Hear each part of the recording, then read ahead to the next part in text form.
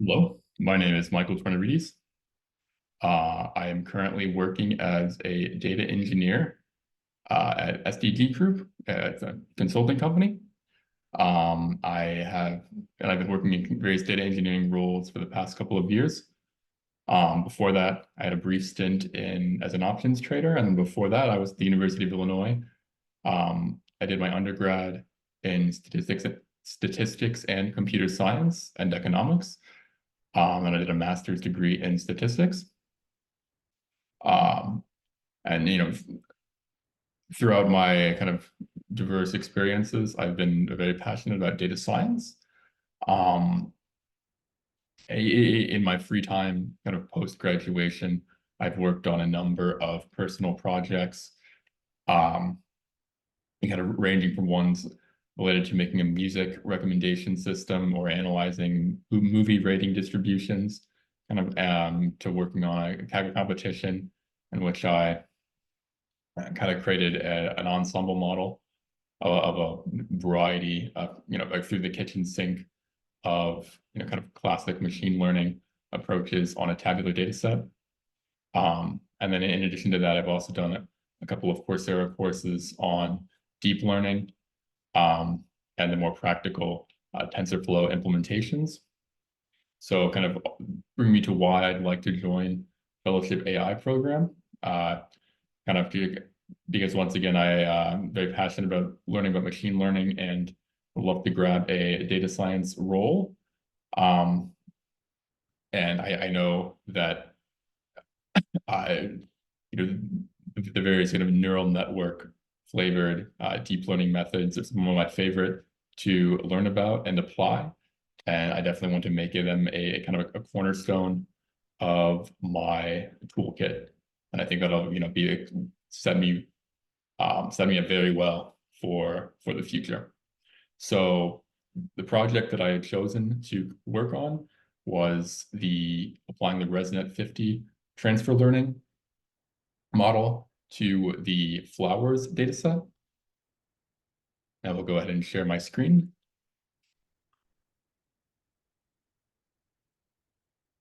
All right, so the first thing that I do is I load in the data that I've downloaded off kind of the Oxford Flowers dataset homepage, and I perform some exploratory data analysis. Fortunately, after I finished this project, I realized that I didn't have to kind of massage the directory into a particular structure so that I could load it in with a particular keras function. I discovered that I could just kind of download it from TensorFlow directly, and it'd already be in the kind of the TensorFlow dataset data type that I would want. But anyways, all of this extra code was a great learning experience, a good exercise. But on the exploratory data analysis side, I looked at the class imbalance. You can see from the most populated to the least populated class, there are about 6 times more images in the most compared to the least. There's a mean of 80 images per class, and around 90% of the classes fall within one standard deviation of the mean. So there is class imbalance, but what I really wanted to focus on is kind of the small number of images that were, that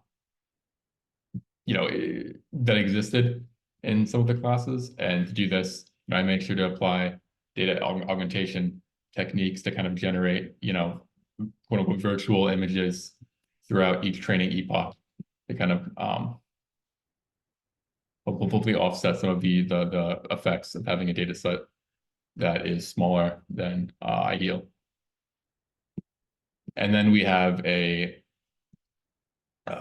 quick plot showing the image dimensions.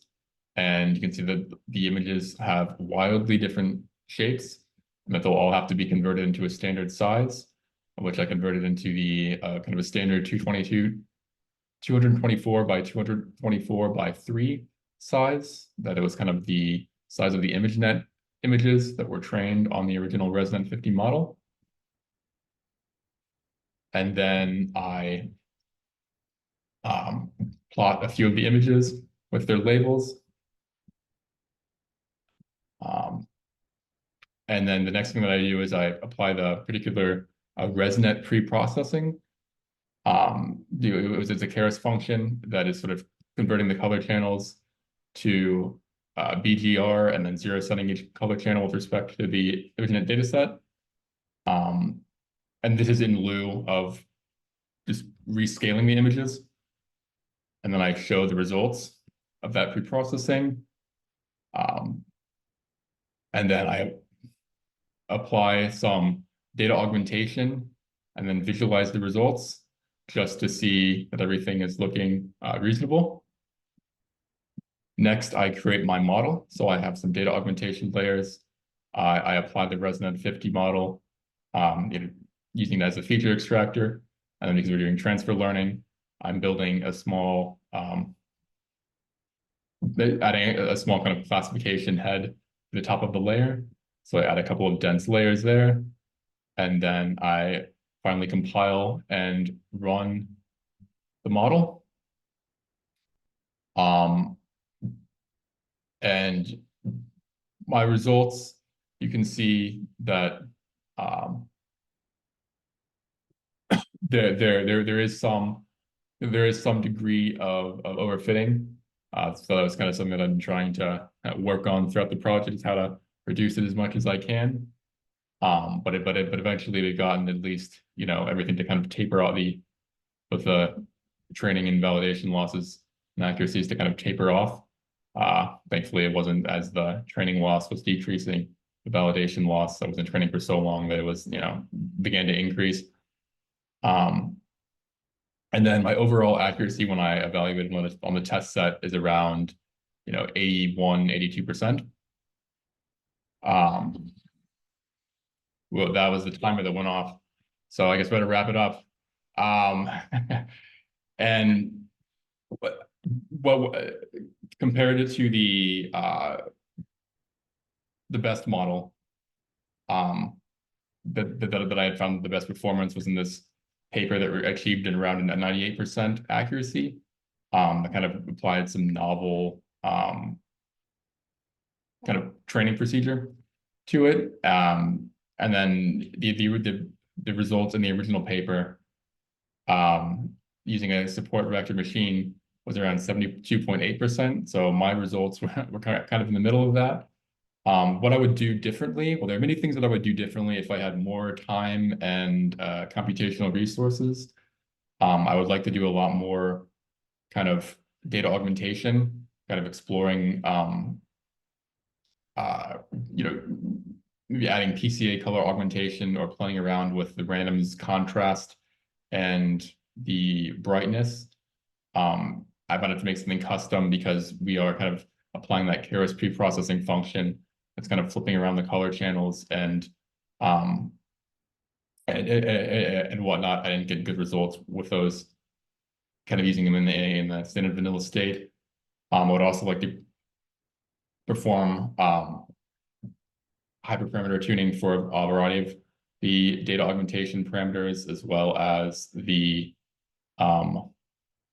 various model training parameters, such as, try out more of optimizers, Atom, RMS prop, try different learning rate schedules.